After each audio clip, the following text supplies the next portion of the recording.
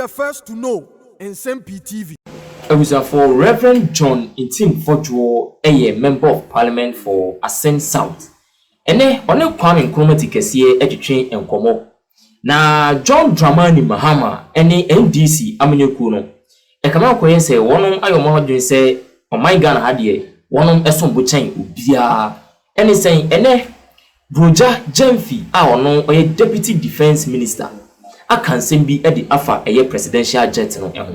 Yenye ni twa se presidential jet no akwa di eye France for a very long time. Say yes service no na yes an famra na yen yusu. Yes ni twa se presidential jet Ayɛdɛ-GAF. Emma Empo kra no emra na MPP amanyoko e was no one try bia senka. Oman no ebeto presidential jet for kra brand new one. Nanka president bi obebe bia no atimi ababe yusu. NDC amanyoko no anya ntum e kan say na Addo Akufo-Addo enfro sa presidential jet no na onkonkonko sebi ade na Addo Akufo-Addo na onde onye nipa ana ene Broja Jemfi say presidential jet no wono ma ye wie wono mekwa akofa aba eno na ne Reverend John Nsem-Pii e kan say presidential jet no omunya wie oboa say presidential jet no omunya nya ba bia wie so omka say na omo wie omo kofa ba no ma say etu ahyeda obo no call next month ne so no ma sign postpone ko betu for meaning presidential jet no omunwie opeso san kofa ba na okofa ba eye soja fo na be kwa kotwi no asa kwa kofa enkwansha foforo e de aba afei NDC fo nsa mebi o ma no o musa afei de presidential jet no asai kura ye nkonkoto foforo NDC fo na de o ma sesa won ma dwen no se ye san koto presidential jet foforo no aden ti o mo pese John Dramani Mahama ebefo oba aban mu 11th month ene yomi wa for presidential jet no just once since then you who se wa for bio ene Broja Jemfi any NDC for sesa won ma no se presidential jet na asai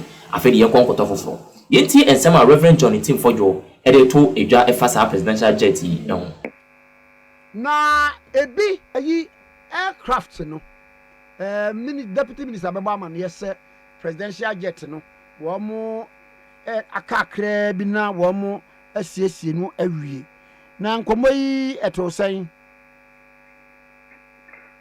In fact, me no the ya the dia me kan say amanyosem o de ya amanyosem a o de bibia ya amanyosem a sabe o man no konko na ni mu da said yes ono deputy minister Broja Jemfi o opposition bi na mfidie so kan say president Akufo-Addo e de boapayo e no onyusu sa presidential flight na presidential flight no is in pristine condition ono na ekuje to blackwa mu kan ye no no Broja Jemfi na po kan say presidential jet no ebe ko be say ya na se be ni ho na se be hia se be top fra I just 2030 what ebe kan san sem no ofidie so enei o baaye wa hu se sa jet no nye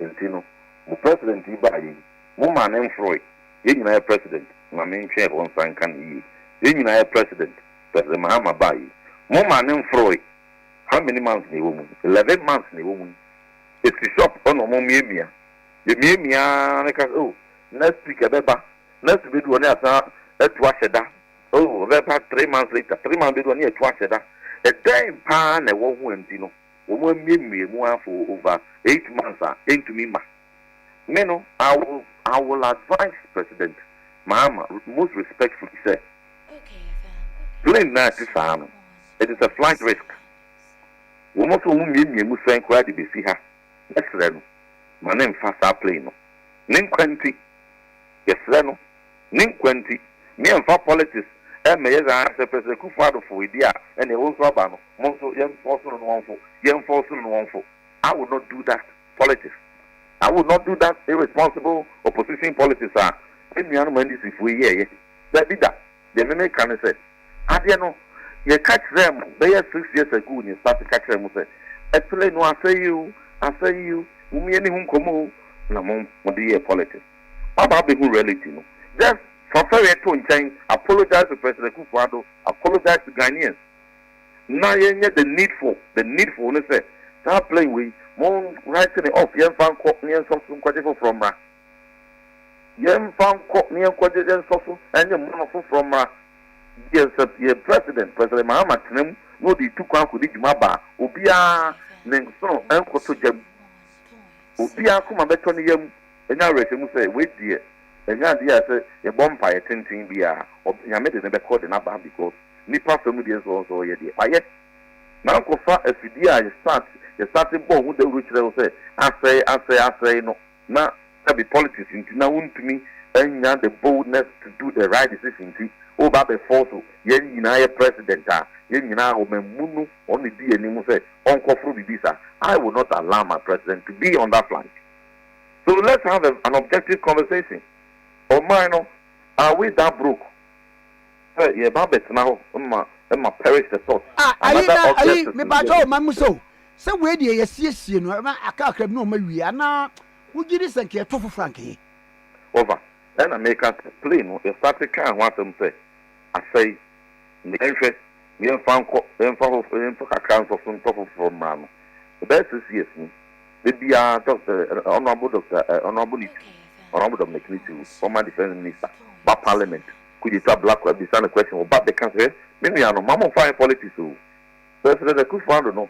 And you say, be a walk through Emirates, and now go through B, and also walk up Ibina and Yano. Or no, Yanka, we are not the Beko. Now, can want them. Honorable, and the moment opening. When I'm not almost will get it with you. I wait on the propaganda so carry with you. Hello, Professor Kufuor, one carry with you. Professor Kufuor, carry with you. Well, now, even Emirates, the crown, Emirates, only say Emirates, commercial flight Emirates. One more sour. Even if you don't take it as a private, one tata, now a normal commercial crown. There is a shower in there that they have one more new Boeing, no Airbus, or some new Airbus aircraft to be so top notch. That was Emirates. You can take a shower in it. And this ordinary person, Estianisika could try the plane ticket. No new be out of floor. With me, or who could jarre. And also said the entry. Meanwhile, President Kufuor never even showered anywhere in any flight. Now, what are your politics? Nina Dantania. Play na momo baye, won't mean you sue ye. And the way you feel no man with the temper. I'm a musa baye levy mansi, and ye that. Now, for swan by force, ye mia, yes, to swan from Missy, no, what your mampany and coffer because of politics, politics, Santanya, would be a yinti. Ye rescue the president's life. We will resist it. We will any application I have to apply to insist to say, Mamma of Company and risking a life in that manner. We will do it. We will force them to do the right thing. Yeah, may president opposition President Kufuor for idea. No one almost yes, I present condition here by force any Mahama so therefore. There be that. We are when you're patriotic.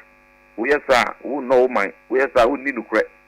The idea President Kufuor not entry me ma come here and find President Mahama simply because the MPP me. And to the can say the right thing they have to do, they should return it now and tough from Famra. Because the Twa and President Mahama and the Tamano, a Ghana Air Force and the Tamano, Nemo be on my penny, being near the 2 can be on no on an penny for Aquaco use. That is the use of a presidential jet. It's a one, dear, was it a year of judge and initial position? No, I say. And this is a cut off for cry until 2030. Until 2030. I don't to me and your boat and my bontin says the reality of my baby Munusa, yet the air can hear no crane. Won't be humble to apologize and consider I dear no son, no crane, no more can you, ye buy a baby. No, ye sorry, the kind no sound plain and yet, and you know, some moon, why. The man for Munam Mwai, near Point Gun and Sikaka. Now your father Daminko, near Soso, near Quadrifu from we who can say Ghana for wine a beba, said the Sadia, Ada because Obebu Chikaka, but in the end, or back is okay. Oh dear, Yen Twassen, yen support them. That is a conversation they must initiate. That is a conversation. And as opinion, I say, Sabi, Akokra. There's Accra, baby, could be. Accra, baby, could be. And President Kufuor, all about the Kunumua. and was told our private jet here who she say. And yeah, no never be through you, but or yet they are told because when he said the Ghana Armed Forces taking here star aircraft, no, at the man penny whoever will come. It is a crowd, a cocra, old dear Kubino. That it Kubino by the time I best so no what to be a crown, maybe on Tiasi, as would yes, you. The bedroom of Crana said, so nothing. I mean, one upon what Tiasi. Nakokura wedi beye 102 and 98. Na sekura we no mumpa o tumi po me kubeni bi. As we bi asi ho. Me am fa politics e me ye nneoma bi. Na de be bo mind. Ayi kofo ayi si Jubilee House wantene mu. Absolutely. Oh, no na kire as a leader no. Enye wo comfort nkwa na odwen. Na enye wo political expediency ho na odwen. But this is near the man for me. And then I saw 2 1 among. But say no ferry, no, nunti, woman, and yet your moye. Is it ya, or get a helicopter ya, a story? Is it armed forces for? They are shot, their fleet is shot by 1 helicopter. But some man penny in a vice there. Woman to me, one aeroplane be a white, red, and blue. One aeroplane be a white. No more the MPP colors and painting on red and blue. And no more all of us, nobody's doing Sabia or necessary politics with it. Because maybe on my penny travels there, it's not part of my style. I mean, presidential travels, politics. That's why when the vice president go for a chartered flight, I said, no, don't do politics with it. More for chartered flight and go for the name. If the national security fees are known as so be it, we'll pay for it. Let them come. We'll support it. And almost the jet, plane now, white, blue, and red, and also my can want some. But it is not in the fleet of Ghana Armed Forces. Uncle Cribia, and no more high did to coin. So I just say. Now, so, yeah, Ubian can want them there because person must travel. But oh, yes, now, oh, no. Helicopter, armed forces for the Tisha, who went up for a deco benti. So, Utiaka, see the chow, see the free, Nanuntino, who co benti, where you were neat, ever home, so be read to armed forces. Where you were neat, now, who to me cobano, Sabe, soldier phone so could answer so one helicopter cover beer, when medical evacuation be announced for Monday Koye security enforcement to be near beer. Also, any helicopter, maybe behind no member for. Mo de mo de na makọ han be mo de akwa na enti no mo no mo twe mo de ho enti mo kokuma sia no mo de akosi mo kota krade na mo de ko. And the question I'm asking is, will you give that same plane to the armed forces for them to also use for their military activities? It is say chopper na akaba akope. MI-17 na so enti no wo no who yeah, a plane, Amma, your ministers, they took Kudijman. Military for the Niko use here. Sabia, a torrential buyer, when Shabaya, a crochet, I didn't I read who he is. Who went for Frody to coin, but Soja for no dear Dana, what passing Mamma. It is so sometimes, and then a man, Sabia, man, your phone, ya, Yenia Casano, Yare back. Until me and me, the Ghana Armed Forces, because our presidential jet, yeah, also, Wako Painty Pinty, who now they pass a embassy way. So the need a better kutu. So the need a better kutu. But for me, I will do everything to make sure that we will restrain our Ghana Armed Forces from flying that plane if it's ever returned. Nippon Kwanya, so the name Kwansu here.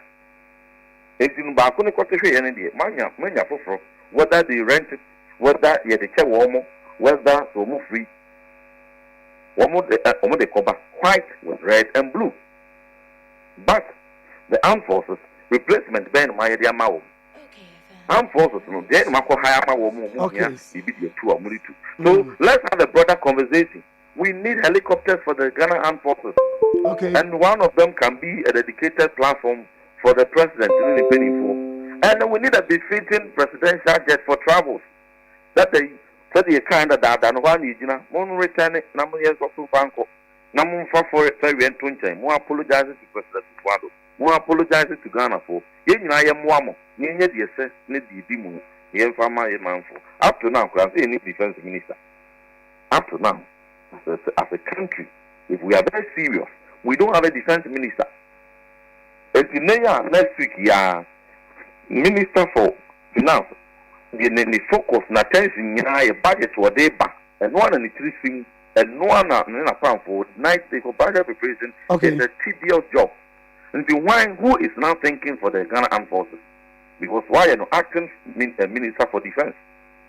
You know, or budget at the same time, or budgeting. Serbia, what concentration will be left for him to think about Ghana Armed Forces? Yakoka, the more appointed defense minister, Brian and the other appointed. The deputy. Oh, not deputy. And then a deputy in cabinet. And then a deputy in cabinet. And you say to me, sir. Yes, it is a deputy linked to me in cabinet. Yeah, let's just say deputy means my deputy minister. Deputy minister, we are the Chira. What's the name of it? Sir, Entino. Whoa. Entino say, can't say we are the Chiri. Entino, and who here say a bit for a big mistake because there are certain regional meetings, meetings of defense ministers from various countries. Kushia Addo sub-regional security matters. As a deputy, you don't have the clearance to be there.